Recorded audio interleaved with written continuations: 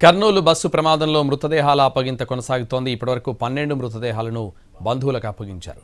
మిగిలిన 6 మృతదేహాలను అప్పగించే ఏర్పాట్లు చేస్తున్నారు అధికారులు. బంధువుల రాక కోసం ఎదురు చూస్తున్నారు అధికారులు. బీహార్కు చెందిన అమృత్ కుమార్ మృతదేహానికి కర్నూలులోనే అంత్యక్రియలు నిర్వహించారు అతడి కుటుంబ సభ్యులు.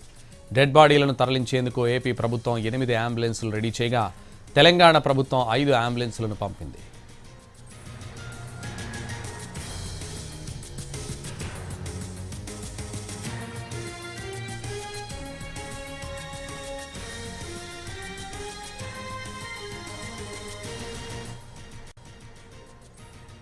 కర్నూలు బస్సు ప్రమాదంలో మృతదేహాల అప్పగింత కొనసాగుతోంది. ఇప్పటివరకు 12 మృతదేహాలను బంధువులకు అప్పగించారు.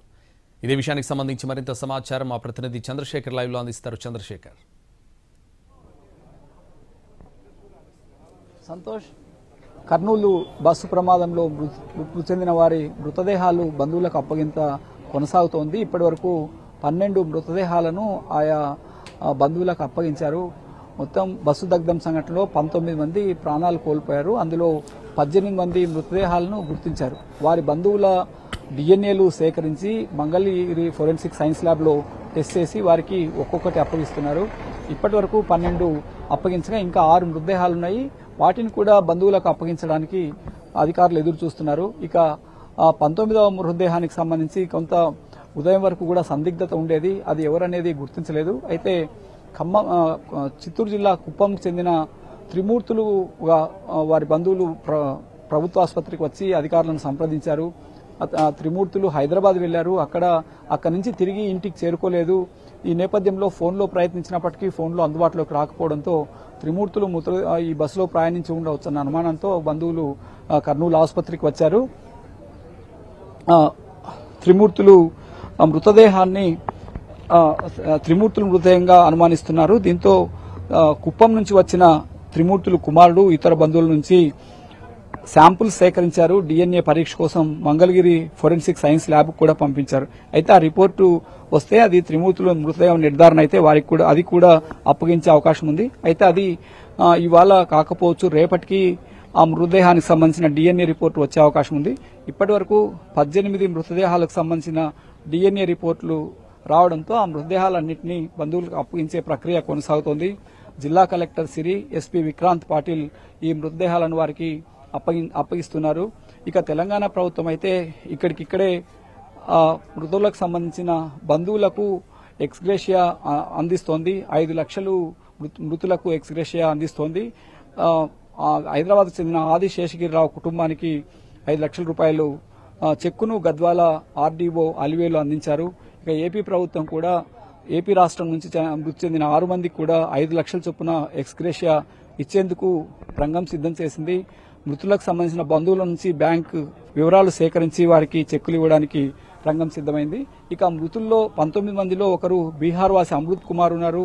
ఆయన మృతదేహాన్ని కర్నూలులోనే అంత్యక్రియలు చేయాలని బంధువులు కోరడంతో ఇక్కడే మృతదేహాన్ని అప్పగించారు. వారు అంత్యక్రియలు చేయనున్నారు. ఇక మిగిలింది ఒకే ఒక మృతదేహం. అది రేపటికి డిఎన్ఏ పరీక్ష రిపోర్ట్ వచ్చిన తర్వాత త్రిమూర్తుల మృతదేహాన్ని కూడా వారికి అప్పగించే అవకాశం ఉంది.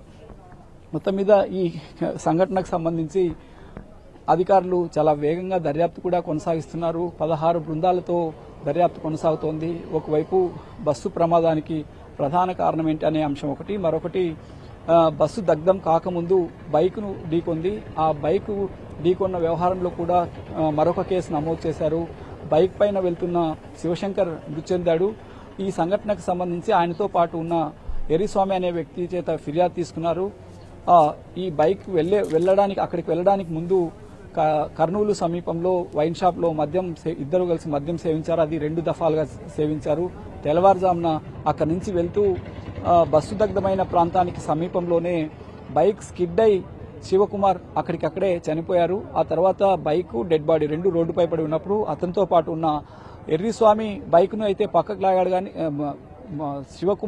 శివశంకర్ను పక్కకు లాగాడు కానీ బైక్ను లాగే క్రమంలోనే కావేరీ ట్రావెల్స్ బస్సు వేగంగా వచ్చి ఢీకొనడం, ఆ బస్సు బంపర్లో ఇరుక్కుపోయి 300 మీటర్లు దూరం రోడ్డుపైన రాసుకుపోవడంతో స్పార్క్ వచ్చి బైక్ పెట్రోల్ ట్యాంక్ ఓపెన్ అయ్యి ఆ తర్వాత మంటలు చెలరేగి పూర్తిగా దగ్ధమైంది. ఈ సంఘటనకు సంబంధించి 2 వేర్వేరు కేసులు నమోదయ్యాయి.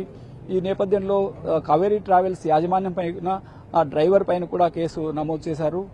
ఇంకా ఈ బస్సులో ఎలాంటి లోపాలున్నాయి, రిజిస్ట్రేషన్ కి సంబంధించి ఎలాంటి ల్యాప్సెస్ ఉన్నాయి వంటి వ్యవహారాలపైన ఆయా శాఖల అధికారులు దర్యాప్తు కొనసాగుతున్నారు.